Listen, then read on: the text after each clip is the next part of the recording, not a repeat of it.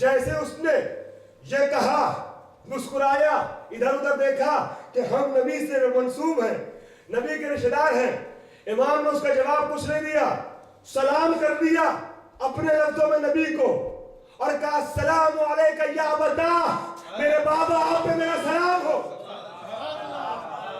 اس نے کہا میرے چچا زاد بھائی، امام نے کہا میرے بابا، میرے باپ آپ پہ سلام ہو۔ اعتراض کیا کہ کیسے آپ کے باپ ہو گئے، آپ نے کیسے باپ کہہ دیا، آپ مجھ سے زیادہ قریب ہوگا۔ امام کا جملہ سنیے گا، امام رضا کہتا سن، اب پورا مجمع جس کو یہ سنانا چاہتا تھا امام سنا رہے ہیں، سن دیکھ مجھ میں اور تجھ میں یہ فرق ہے کہ اگر ابھی نبی قبر سے باہر آ جائے، بڑا پرکیف جو جواب امام نے دیا ہے، شرمندہ کر دیا امام ان کو، ابھی نبی قبر سے باہر آ جائیں تو سن، تیری بیٹی سے نبی شادی کر سکتے ہیں، میری بیٹی حرام ہے نبی پر۔ کیا کہہ دیا میں نے؟ تیری بیٹی نبی کی بیٹی نہیں ہے، میری بیٹی نبی کی بیٹی ہے۔ یہ مجھ میں اور تجھ میں فرق ہے۔ عزیزان گرامی، یہ ان کے بیٹے ہیں، نبی کے بیٹے ہیں۔ حاضر الذی احمد المختار والدہ صلی اللہ علیہ الہی ما جر القلم، گفتگو آگے بڑھائی، آواز دی لا یعلم الرکن من قد جاء یلسمہ لخر یلسم منہما ودر قدم۔ ارکان کعبہ جو ہے نا، ستون کعبہ، آپ میں سے کون ایسا ہے جو تمنا نہیں رکھتا کہ چھونے کا موقع مل جائے؟ ہے جو گئے ہیں انہوں نے بوسہ دینے کی کوشش کی ہے، جو یہاں بیٹھے ہیں سب کے دل میں تمنا ہے خدا پوری کرے، آرزو پوری کرے، سب جائیں کعبے کی دیواروں کو چومیں، ارکان کعبہ کو چومیں۔ مگر سنیے ہم میں اور سجاد میں فرق کیا ہے، ہم میں اور امام میں فرق کیا ہے۔ فرزدق نے کہا لو یعلم الرکن من قد جاء یلسمہ لخر یلسم منہما وضل قدم۔ اگر ارکان کعبہ جان لے کہ انہیں بوسہ دینے کون آیا ہے تو یہ کعبے کے ستون گر گر کے اس کے قدموں کا بوسہ دینے لگیں گے۔ سلام پڑھے گا محمد وآل محمد۔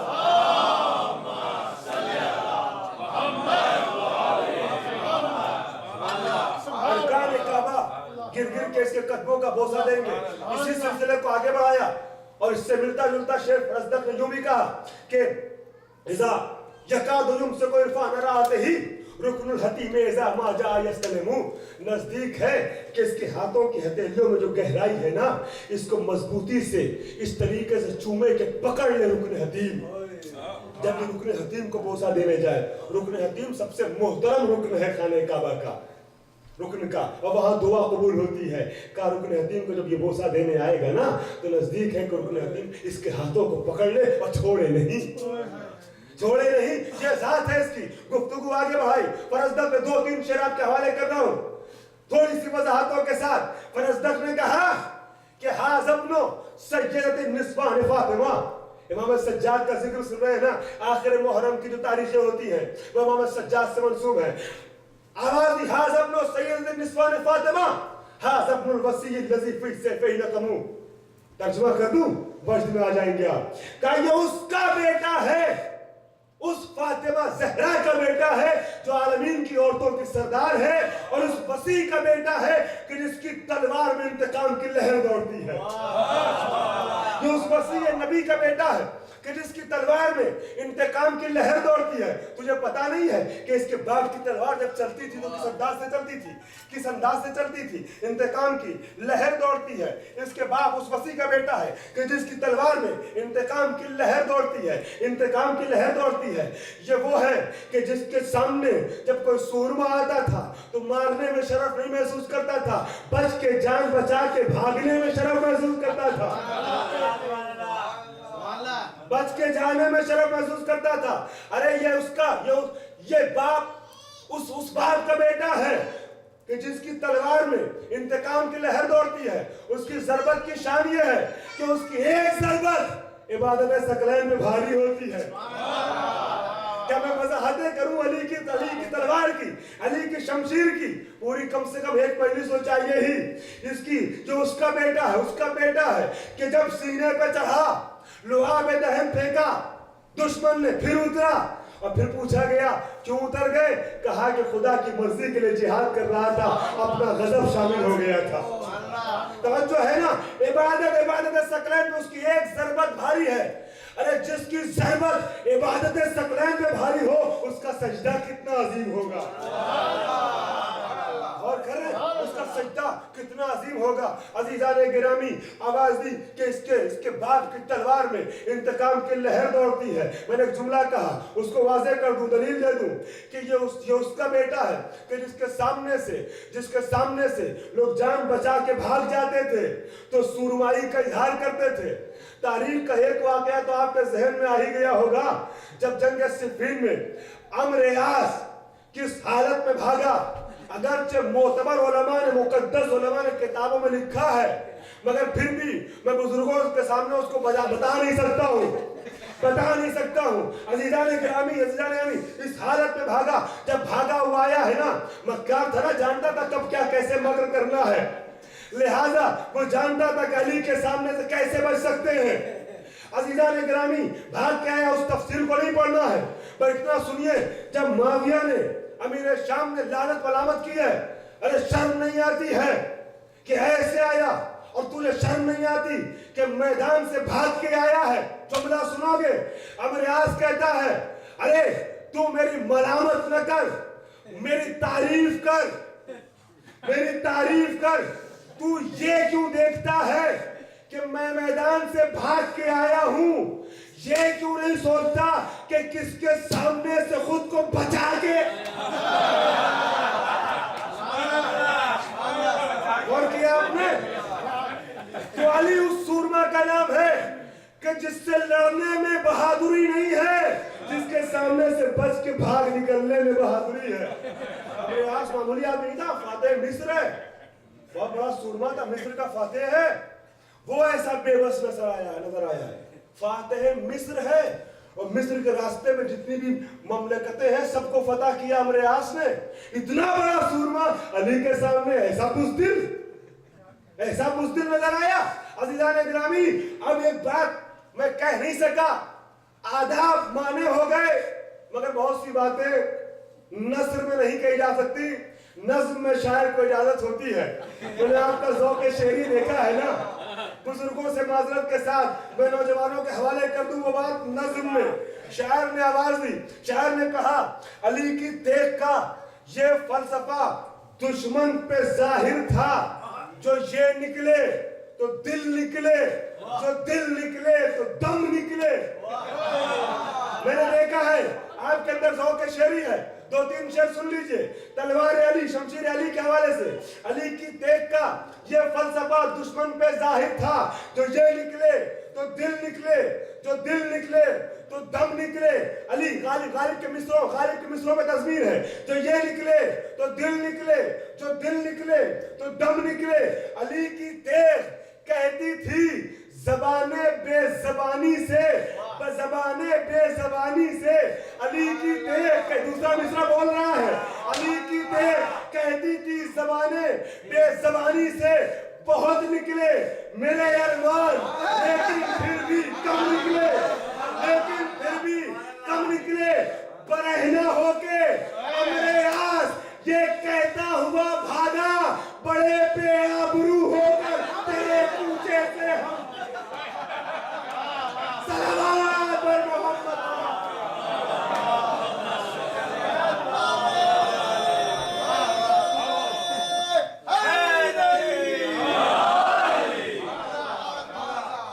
اب بزرگوں کے لیے مصرع بدل دوں, اپنے گھر کا مصرع ہے لہذا بدل رہا ہوں.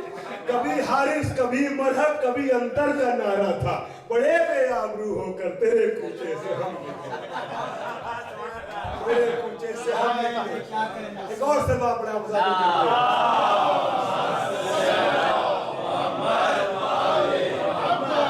آپ کو سلامت رکھے. بہت بہت ذوق مجمع میری نگاہوں کے سامنے ہے. میں ذکر امام سجاد کر رہا ہوں. فرض دقر میں کس شعر کی وضاحت کروں. میں تو بہت سے اشعار صرف ترجمہ کرتے ہوئے آگے بڑھ گیا اور اکثر اشعار چھوڑ کے آگے بڑھ رہا ہوں. فرض دقر امام سجاد کی شان میں عجیب و غریب اشعار کہے ہیں. آواز دی, جملہ سنیے گا فرض دق کا جو نظم بیان کیا, بہت عظیم شعر مولائیوں کے حوالے کر رہا ہوں. یہ مجمع وہ ہے جو علی سے بہت محبت کرتا ہے. سنیے فرزدق نے امام سجاد کے پورے گھرانے کی شان کیسے بیان کی. فرزدق کہتے ہیں كلتا يديه غياث أما نفهما تستوقفان ولا يعلوهما دم. یہ جو تو اس کے دو ہاتھ دیکھ رہا ہے سجاد کے نا، یہ ہاتھ نہیں ہے بلکہ ابر رحمت ہے. جب برستے ہیں تو رکنے کا نام نہیں لیتے، رکنے کا نام نہیں لیتے. جب یہ عطا کرتے ہیں تو دیتے ہی رہتے ہیں. دیتے، کوئی واقعہ ذہن میں آیا؟ دیتے ہی رہتے ہیں. سائل نے ایک روٹی مانگی تھی،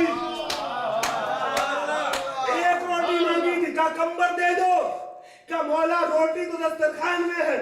کہا دسترخوان کے ساتھ دے دو. کہا دسترخوان اونٹوں اونٹ کی پشت میں ہے. کہا اونٹ کے ساتھ دے دو. کہا اونٹ کی قطار میں ہے. کہا پوری قطار دے دو. کمبر پیچھے ہٹ گئے. میں کہوں گا کیوں ہٹ گئے پیچھے؟ کہا دریائے سخاوت جھوک میں ہے، کہیں میں بھی سائل کے حوالے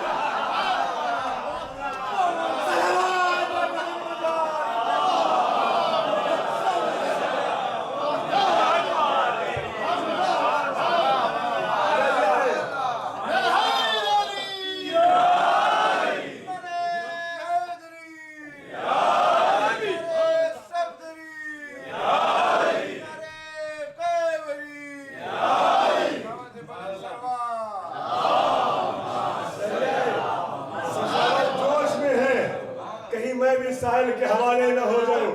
کسی نے علی سے کہا بڑا بہت سخی ہے حاتم، 70 دروازے، ہر دروازے سے سائل کو روٹیاں دیتا ہے. ایک دروازے سے دوسرے میں وہی سائل پہنچا، وہاں بھی دیا. وہی تیسرے میں پہنچا، وہاں بھی دیا. منع نہیں کیا جاتا، ابھی تو وہاں سے لے کے آئے ہو. ہر دروازے سے ملتا ہے. علی نے کہا تعریف کر رہے ہو یا منقصد کر رہے ہو، اس کی برائی کر رہے ہو. ارے ایک ہی دروازے سے اتنا کیوں نہ دے دیا جائے کہ دوسرے پہ جانے کی ضرورت نہ ہو، ضرورت نہ ہو. تو یہ ایسے ہیں جو ایک روٹی کے بدلے میں اونٹوں کی پوری قطار دیتے ہیں. اور میں کیا عرض کروں، مجھے اجازت دیجئے، میں آخری منزل سے نزدیک ہونا چاہتا تھا مگر ایک واقعہ یاد آ گیا. پوری قطار دیتے ہیں تو میں آپ کے سامنے عرض کر دوں. امام حسن علیہ السلام کو امیر شام نے بلایا. ایک بار سخاوت کا انداز ان کے یہاں ظاہر ہونے لگا. سخاوت دکھانا چاہا اور کہا کہ آج جو ہے وہ سب کو فلاں تاریخ میں سب کو اس کی حیثیت کے اعتبار سے بیت المال سے خزانہ دیا جائے گا.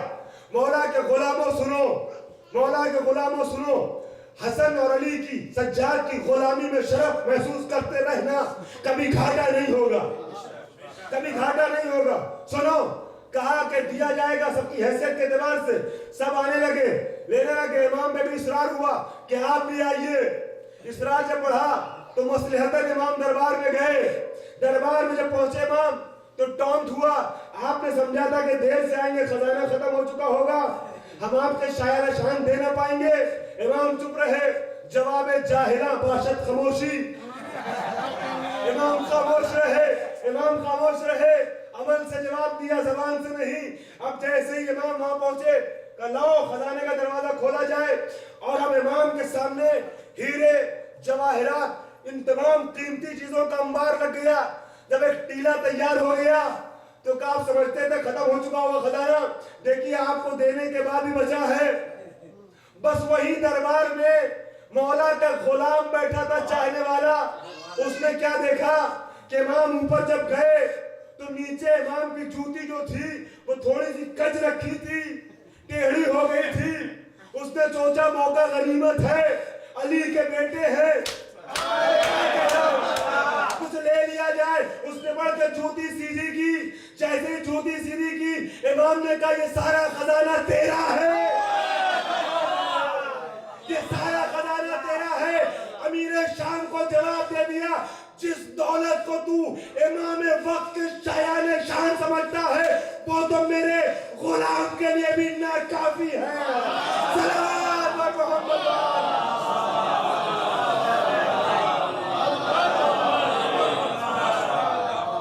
غلام کے لیے بھی ناکافی ہے.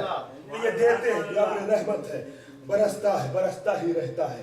عزیزان گرامی، فرزدق نے کہا، دو شعر آپ کے حوالے کر دوں. فرزدق نے کہا کہ ما قال لا قط الا فی التشہد ہی لولا التشہد کانت لاہ نام. دو لفظ عربی میں لا کہتے ہیں نہیں کو، نام کہتے ہیں ہاں کو۔ فرزدق نے عجیب شعر کہہ دیا، مدینہ سے لے کے کربلا تک کی پوری تاریخ کو سمیٹ دیا کہ ما قال، تشہد سنا ہے آپ پڑھتے رہتے ہیں نا، اشہد ان لا الہ الا اللہ، لا الہ الا اللہ، کوئی خدا نہیں سوائے اللہ کے، لا الہ۔ فرزدق نے کہا کہ یہ وہ ہے ما قال لا، اس نے زندگی میں کبھی بھی نہیں کہا، لا نہیں کہا، اور اگر تشہد میں لا نہ کہنا ہوتا تو اس کا لا بھی نام ہوتا۔ اس نے کسی کو خالی نہیں لوٹایا ہے، عزاداری کے ایام ہے نا، جملہ سنیے، فرزدق نے کہا کسی کو خالی نہیں لوٹایا۔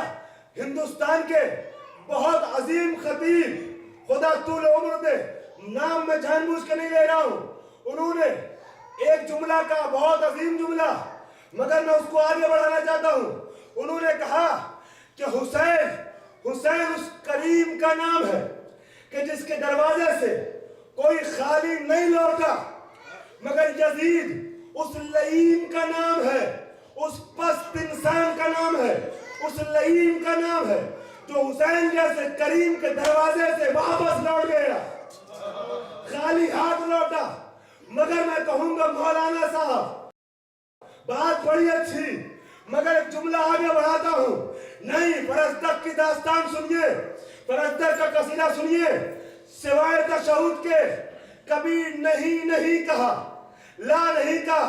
جملہ بدل دوں، حسین اس کریم کا نام ہے کہ جس کے دروازے سے یہی یزید جیسا لعین بھی خالی نہیں لوٹا، خالی نہیں لوٹا۔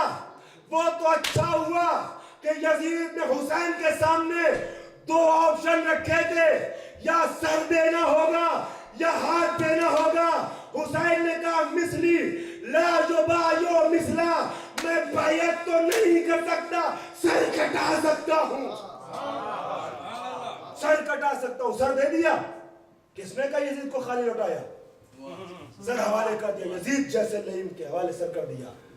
آخری شعر حوالے کر دوں اور اس جملے کو واضح کرتا تاکہ جو اس کو نہیں صحیح سمجھ رہا اس کے لیے اور آسان ہوتا، مگر وقت نہیں ہے، وقت ختم ہو گیا، لہذا میں چھوڑتا ہوں، آخری شعر پہ آ جاؤں، اور وہ فضائل کی وادیوں میں مصائب کی داستانیں ہیں۔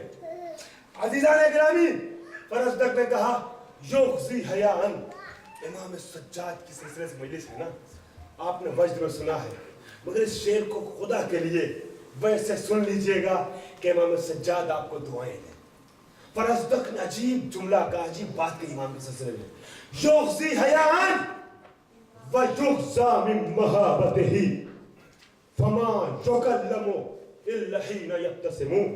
یہ وہ ہے کہ جو حیاء اسلامی کی رعایت کرتے ہوئے اپنی آنکھوں کو، نظروں کو، سر کو جھکائے ہوتا ہے، مگر اس کی ہیبت کی وجہ سے سارے زمانے کی نگاہیں اس کے سامنے جھکی ہوتی ہیں، اور پھر کسی میں جرأت نہیں ہے کہ اس سے اس وقت تک گفتگو کر سکے جب تک اس کے چہرے پہ آثار مسکراہٹ نمودار رہے گا۔ ہیبت اس کی ایسی ہے کہ سارے زمانے کی نگاہیں جھکی ہوتی ہیں، اس کی ہیبت دیکھ رہے ہیں امام سجاد کی تو دربار شام میں دیکھیے، دربار شام میں کیسی ہیبت تھی، کیسا انداز تھا۔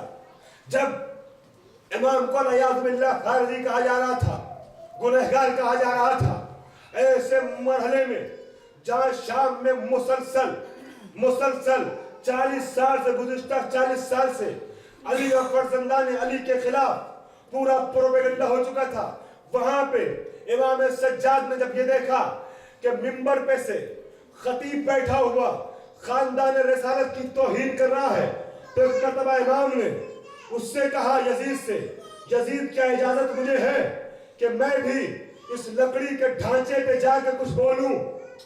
امام وقت کا جملہ ہے، دربار شام میں بتا دیا کہ جہاں سے آل رسول کی اہانت ہو، وہ لکڑی کا ڈھانچہ تو ہو سکتا ہے، منبر رسول نہیں، منبر رسول نہیں۔ یزید نے منع کیا تو پھر درباریوں میں سے کسی نے کہا یزید اجازت کیوں نہیں دیتا، یہ تو قیدی ہے، یہ کیا بولے گا، اس سے کیا ڈرتا ہے، ہم بھی تو دیکھیں کہ یہ کہنا کیا چاہتا ہے۔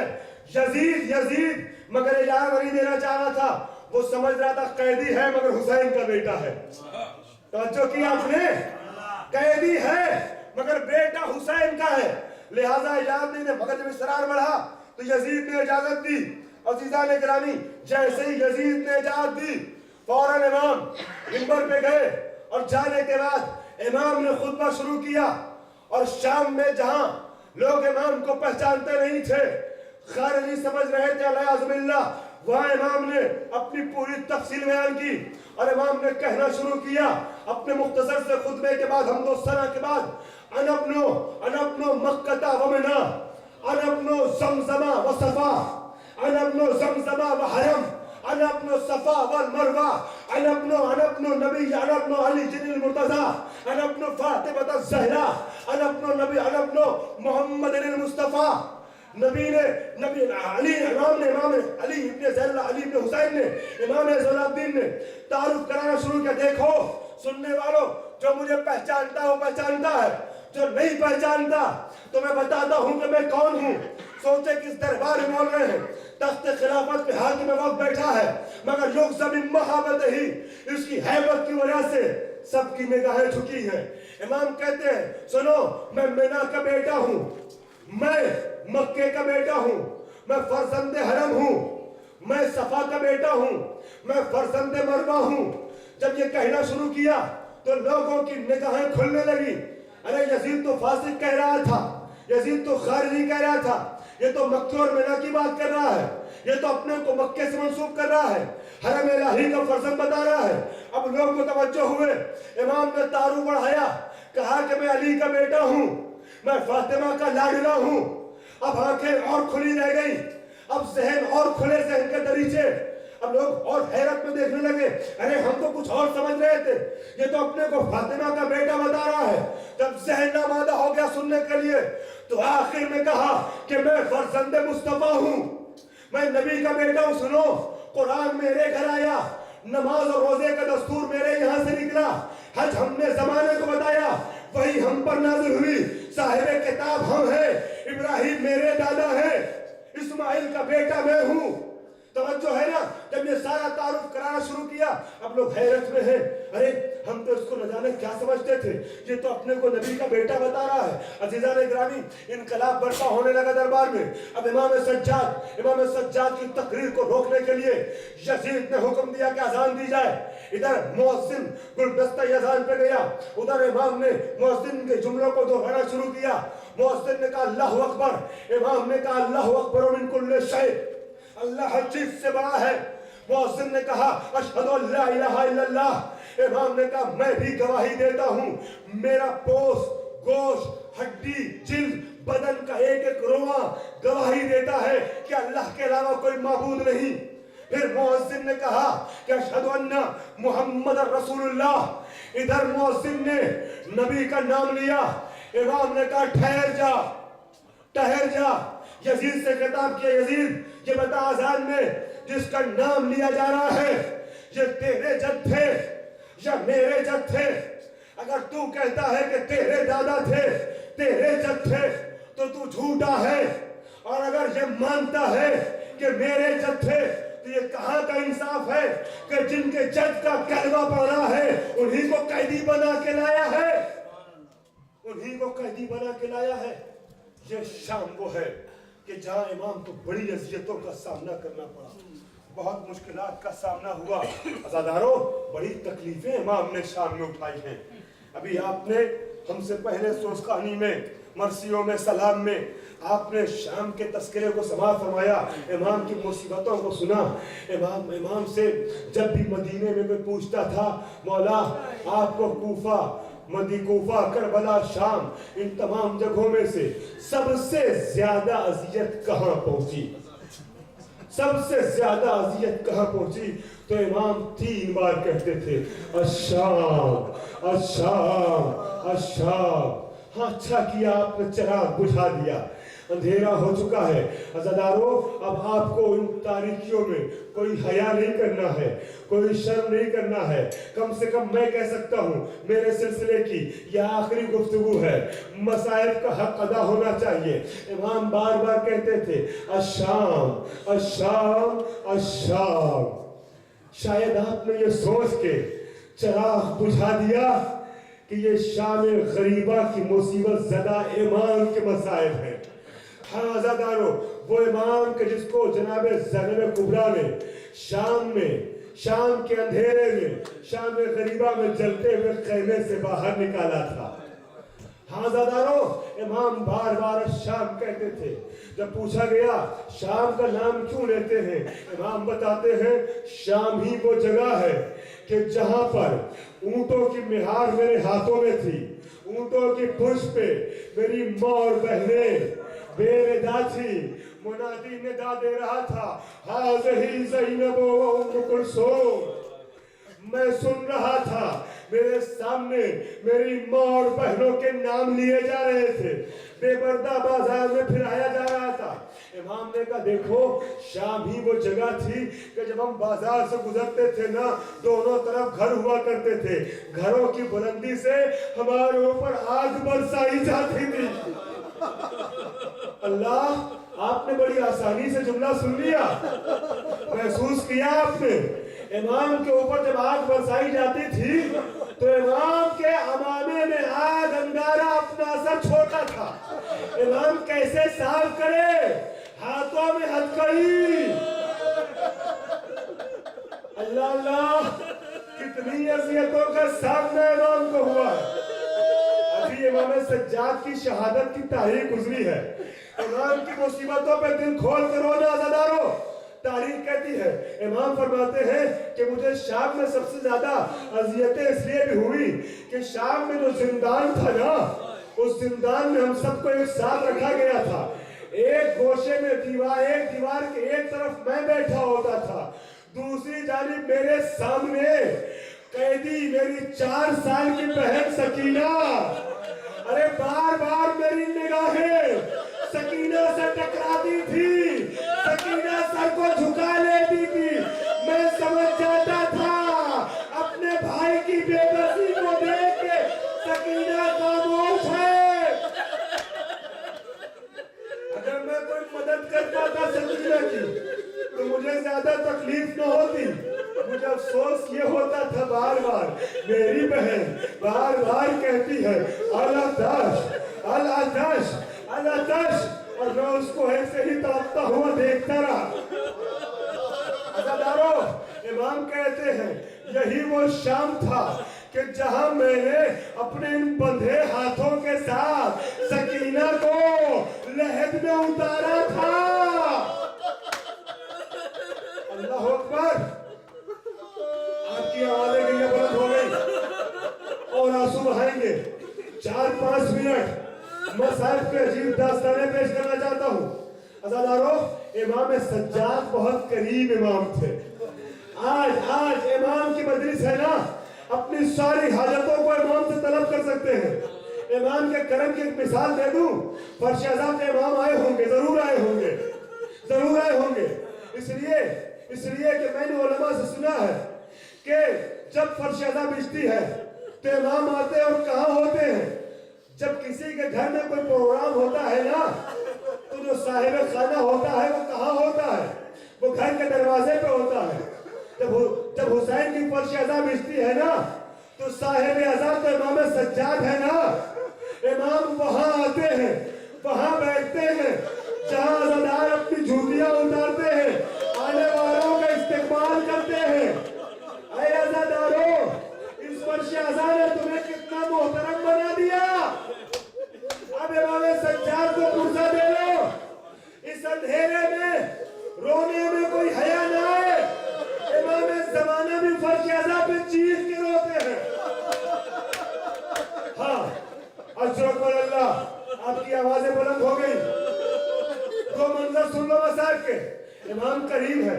تاریخ کے الفاظ ہیں، امام ایک بار ایک سڑک کے کنارے سے گزر رہے ہیں کہ امام نے کیا دیکھا کہ کوئی ایک راہگیر سڑک کے کنارے پڑا ہوا ہے، بہت پیاسا ہے، پیاس سے جاں بلب ہے. امام کے ہاتھوں میں ظرف آب تھا، مشکیزہ تھا. امام وہیں بیٹھ گئے. امام نے پانی اس کے سامنے پیش کیا، مگر پیاس کی شدت کی وجہ سے وہ خود سے پانی نہیں پی پا رہا ہے. امام وہیں بیٹھے. امام نے اس کے سر کو اپنے زانوؤں پہ رکھا. جب آپ سنیں گے یہ کون تھا تو तड़प के आंसू बहाएंगे। जानू पे रखा और उसके दहन में पानी खुद से उतारा। जब वो पानी पी चुका, कुछ जान में जान आई तो इमाम से कहता है, ऐसे सज्जाद आपने मुझे पहचाना नहीं, आपने मुझे पहचाना नहीं। इमाम ने कहा मैं तुझे पहचानता हूँ, नाम नहीं ले रहे हैं कि कहीं शर्मिंदा न हो जाए। इमाम ने कहा मैं तुझे पहचानता हूँ, मगर उसने एक जुमला कहा कि आपने मुझे नहीं पहचाना, अगर आप पहचानते तो मुझे पानी हरगिज न पिलाते। इमाम ने अब बता दिया उसका नाम, कि मैं जानता हूँ तू मेरे भैया अली अकबर का कातिल हसी इब्न नबीर है। अरे वो तेरा किरदार था, ये मेरा अखलाक है। इमाम ऐसा करीम है जिसने अपने भाई के कातिल को पानी पिलाया। अज़ादारों, इमाम सज्जाद से मिनहाल ने पूछा कि मौला इतना क्यों रोते हैं, इतना क्यों आंसू बहाते हैं? शहादत तो आपके घर की मीरास है, हमेशा क्यों रोते रहते हैं? इमाम ने कहा मिनहाल तुमने इंसाफ नहीं किया, शहादत हमारे घर की मीरास है, मगर क्या ये भी हमारे घर की मीरास है कि मेरे सामने मेरी बहन के चेहरे पर तमाचे बरसाए जाए? क्या ये भी मीरास है कि मेरी माँ और बहनों को बरहना से बाजारों में फिराया जाए? क्या ये भी मीरास है कि मेरी निगाहों के सामने मेरे बाबा की मैयत पे घोड़े दौड़ाए जाए? अक्सरों को अल्लाह अपनी आवाज को बाकी रखना आखिरी जुमले तक। तारीख कहती है इमाम मजलिस खत्म करना चाहता हूँ। इमाम जब मदीने में किसी बाजार से गुजरते थे ना, जब कस्साबों के एरिया से गुजरते थे, तो जो कसाई होते थे ना, वो गोश्त के कटे हुए टुकड़ों पे इमाम को आते हुए देख करके कपड़े डाल देते थे। अज़ादारों, कैसे सुना तुमने? अजीब कयामत का मंजर है, कयामत की दास्तान है, दिल फट जाता है। कपड़े डाल देते थे कि कहीं इमाम को गोश्त के जानवरों के कटे हुए जिस्म को देख के करबला याद न आ जाए।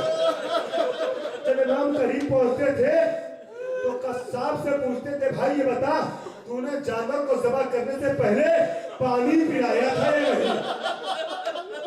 अज़ादारों, इमाम सज्जाद का वास्ता है तुम्हें, अगर रोना आए तो आवाज़ों को बुलंद कर देना।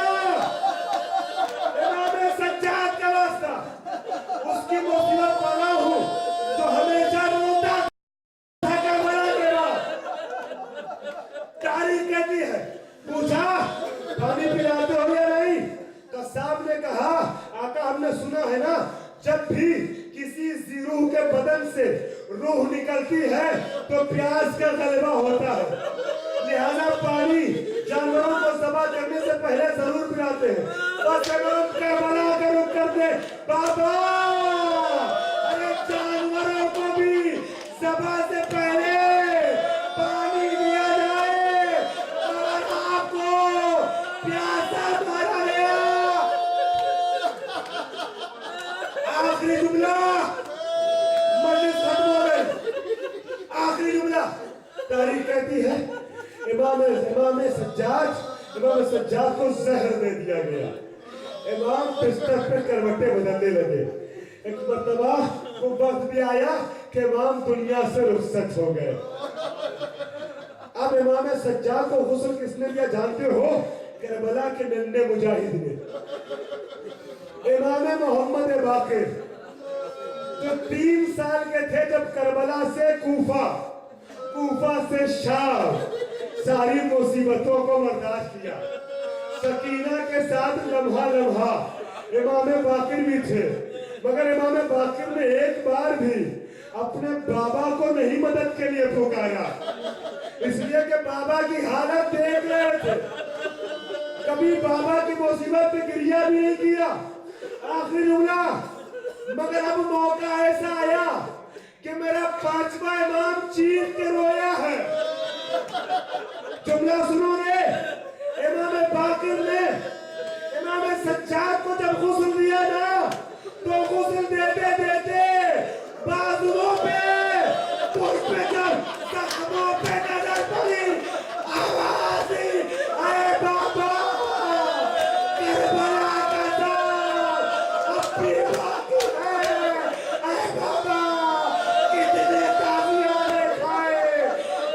تخزى خمسوك نسكا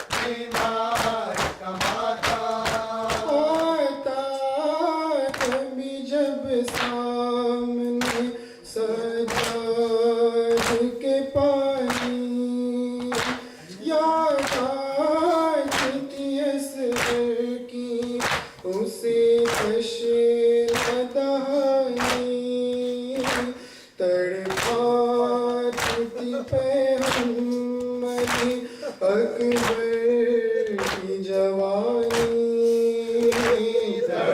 تڑپاتی تھی پیغمبری اکبر کی جوانی تیری پیاسوں کے عزادار کا ماتم زنجیر میں جکڑے ہوئے بیمار کا ماتم زنجیر میں جکڑے ہوئے بیمار کا ماتم جب پوچھتا کوئی تو عجب ہوتا تھا قرآن ٹوٹے ہیں کہاں سب سے زیادہ معلم دل تھام کے سجا یہ کہا کرتے تھے آشام دل تھام کے سجاد کہا کرتے تھے آشام بازار کا زلزال قدر دار کا ماتم زنجیر میں جکڑے ہوئے بیمار کا ماتم زنجیر میں جکڑے ہوئے بیمار کا ماتم مظلوم کے حصے میں بھی زہر ستم آیا ایک حاشرشی اہل مدینے تبر پا لو سو گیا اسلام کے زخموں کا مسیحا لو سو گیا اسلام کے زخموں کا مسیحا اشکوں کی فضاؤں میں بھی ہار کا ماتم زنجیر میں جکڑے ہوئے بیمار کا ماتم زنجیر میں جکڑے ہوئے بیمار کا ماتم یا حسین یا عباس یا حسین یا عباس یا حسین یا عباس یا حسین یا عباس حسین یا عباس یا حسین یا عباس یا حسین یا عباس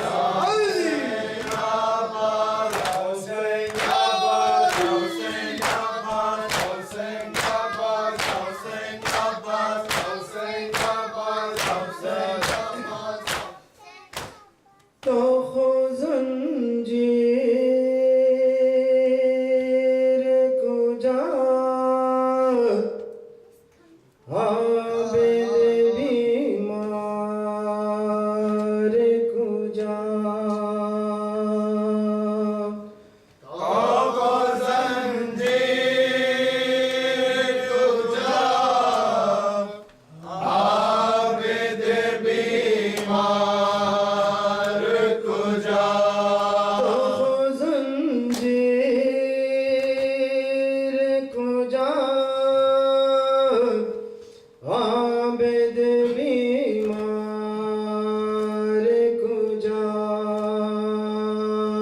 تو خو زنجیر کو جا عابد بیمار کو جا تو مومنو تم کو سناتا ہوں میں ایک ایسا بیان جس کے سننے سے جگر آب ہو آنسو ہو رواں آگ خیموں میں لگی ساری فضا میں ہے دھواں پائے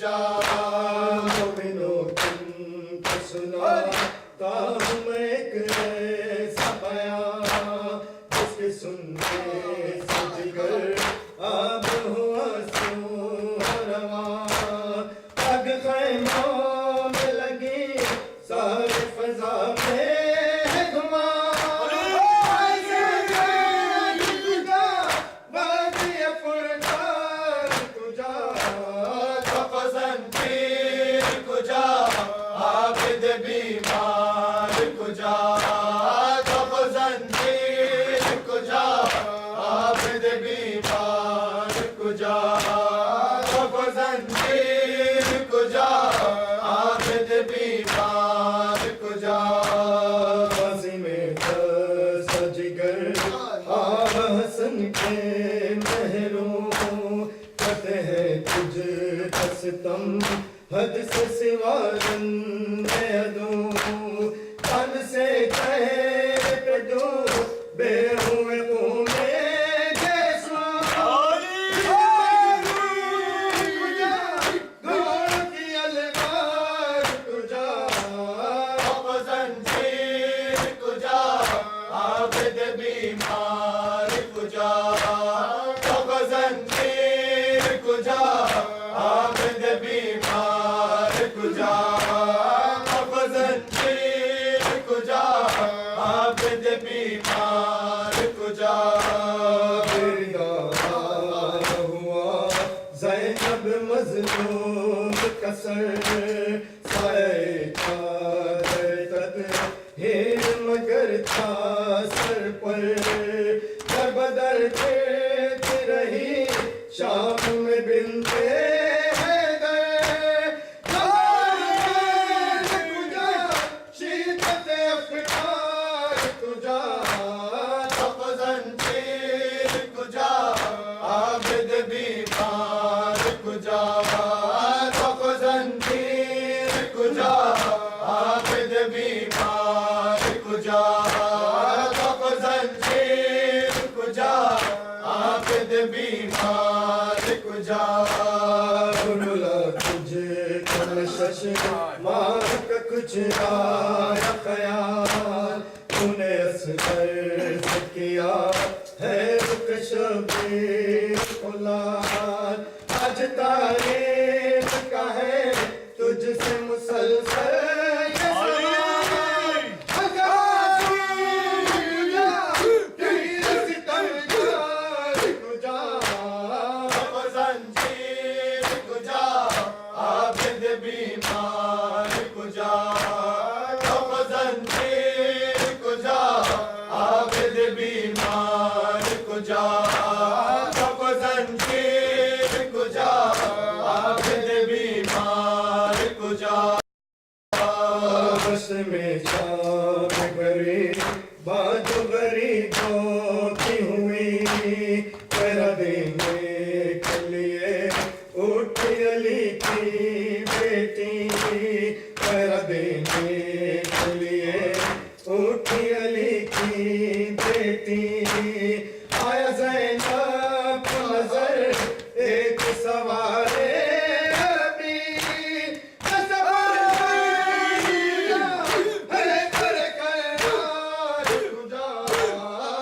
तपज़ंतीर कुजा आबिद बीमार कुजा तपज़ंतीर मातम है बहरोबर में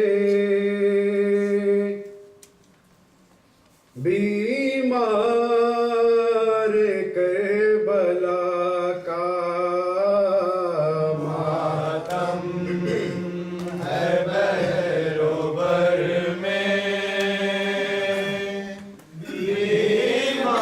बीमार करबला का मातम है बहरोबर में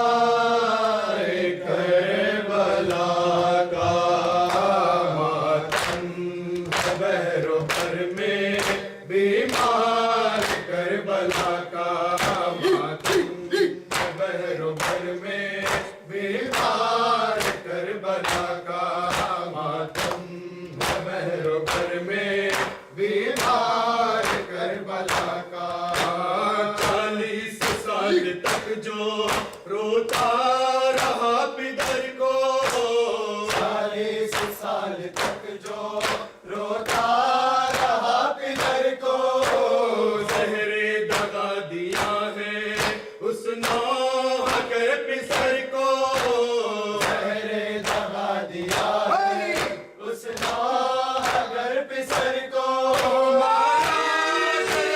تم سے ہوتا مرتضیٰ کا ماتم ہے بحر و بر میں بیمار کربلا کا ماتم ہے بحر و بر میں بیمار کربلا کا ماتم ہے بحر و بر میں بیمار کربلا کا گردن میں توخ تھی اور پیروں میں بیڑیاں تھی گردن میں توق تھی اور پیروں میں بیڑیاں تھی ہمراہ کربلا سے بے پردہ بیبیاں تھی ہمراہ کربلا سے بے پردہ بیبیاں تھی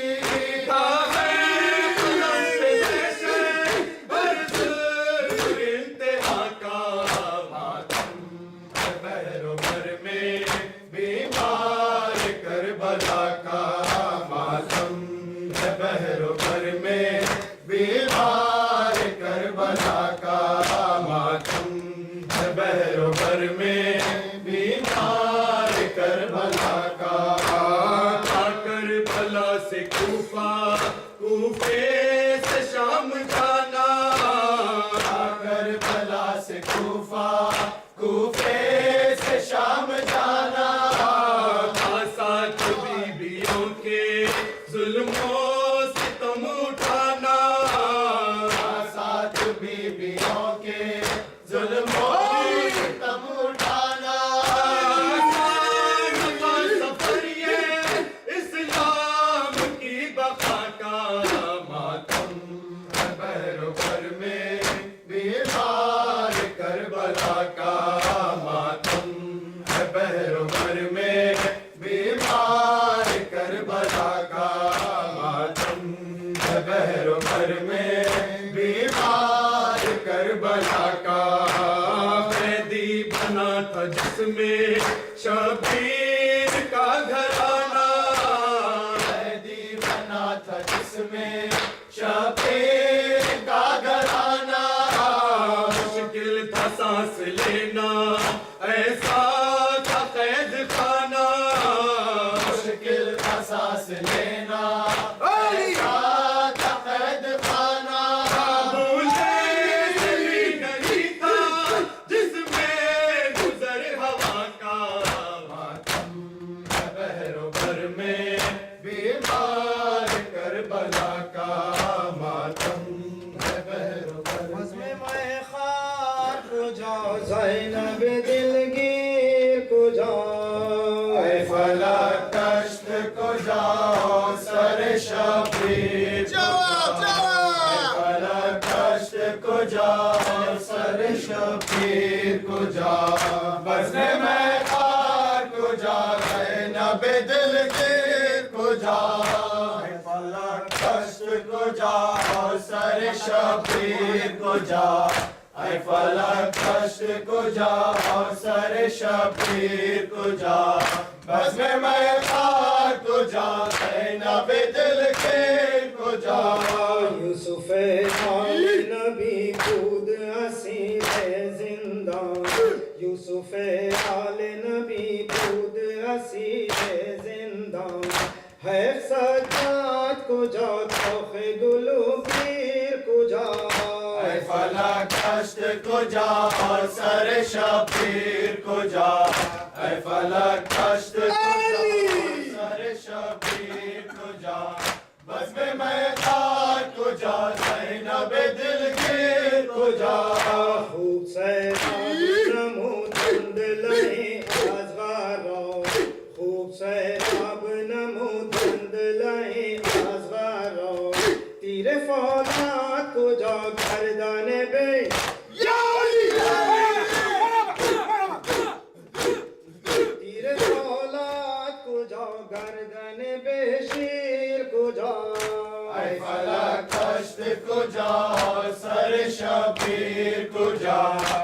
فلک دشت کجا سر شبیر کجا بزم میں خار کجا زینب دلگیر کجا بسائے ظلم شدہ اولاد حسین ابن علی بسائے ظلم شدہ اولاد حسین ابن علی رسن تنگ کجا دختر شبیر کجا اے فلک دشت کجا سر شبیر کجا اے فلک دشت کجا سر شبیر کجا بزم میں خار کجا زینب دلگیر کجا دختر عقدہ گشاد دو جہان گشتہ وسیع دختر عقدہ گشاد دو جہان گشتہ وسیع مجلس شام کجا صاحب دت یاری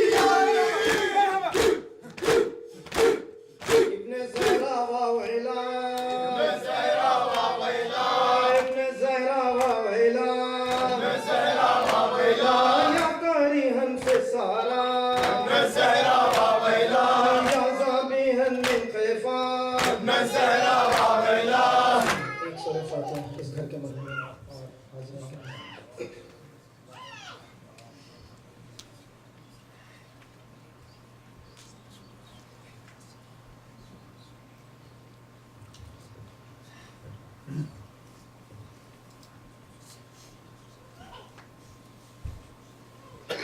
تھرسڈے سے مسلسل ماتموں کا سلسلہ ہے. پہلی مجلس اظہر علی صاحب بامقام فریمون بعد نماز ظہر کا وقت 12 بجے. وقت کی پابندی ملزم کر رہے ہیں. اور اس مجلس کے بعد مہدی گوہر صاحب اور فرائیڈے کے دن بعد نماز جمعہ جناب آفتاب نقوی صاحب سینو سے اور ہفتے کے دن سعید صاحب بعد نماز ظہر انشاءاللہ دیگر اعلانات وہیں پر کیے جائیں گے. شوف الحرم عطشان یا